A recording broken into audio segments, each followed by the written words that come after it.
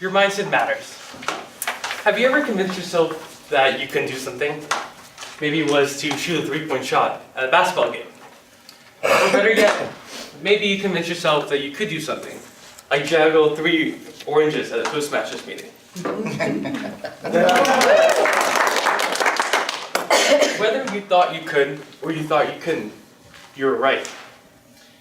But all it boils down to your mindset. Madam Toastmaster, my fellow Toastmasters, and Ryan, I'm going to consider you a guest. We are living through an amazing time in human history. Cars are starting to drive themselves. Rockets are being built to fly us to the moon and maybe Mars.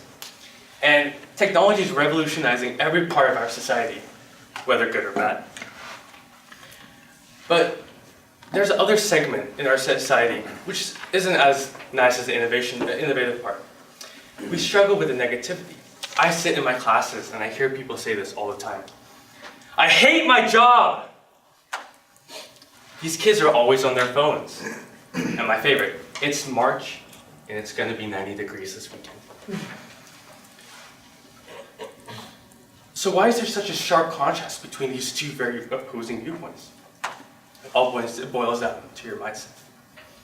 You see, your mindset can either be your greatest asset or your scariest liability. About 6 months ago, I decided to embark on this full-on mission to rebrand myself.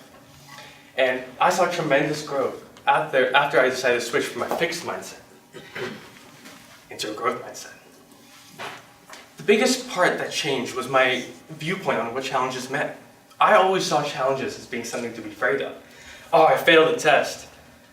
But now I see challenges as opportunities and lessons that I can learn from.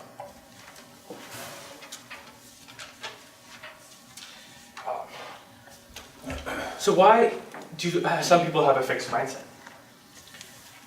You see, a fixed mindset is when you're doing a problem and you continuously go after it, but you start using phrases like, I can't do this, and I give up. It's easier to give up than go through and fail because you think it's a direct attack on your intelligence. Then there's the other part, the growth mindset. As Carol Dwight characterizes it as saying, a growth mindset is a mindset where you continuously learn, even if you fail at the end. It's the tangible skills that you learn through the process of failing that is ultimately the best teacher. But we don't control our mindset. It has been instilled onto us by 3 big properties: the society that we live in, the environments that we grew up in, and ultimately a family dynamic that we call home. But there are several steps that you can take in your life to really improve that mindset and develop a growth mindset. Number 1 is redefine what failure is. If we have 2 students up here, one gets 100% on a test, and the other gets a 50% on the test, which one is a success? Traditionally, we would say the person who got 100% on the test is a success, while the 50% got failure. But by redefining what failure means to us, we're able to see that the 50% earner, though not the best, has room for improvement and should use that as a fire to do better in the next test. Number 2, self-talk.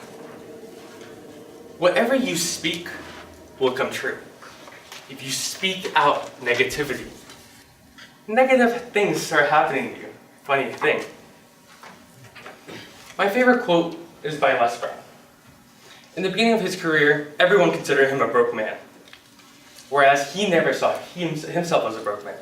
He just thought that he would cash flow problems. Harnessing self-talk to get yourself up and to success. Third is to grow. To grow and continue to grow. You see, after our formal education, many of us stop growing, and this is one of the saddest things we can ever do, because our society is saturated with nothing but knowledge. Today, the barrier to entry to gaining an education is very minimal, with little to no expenses coming out of your pocket. All you have to do is have the mindset to get there. So take this as a learning experience. Find out what you want to do. What sets a fire in your heart? And remember, you can do anything and everything that you wish with a growth mindset. Thank you.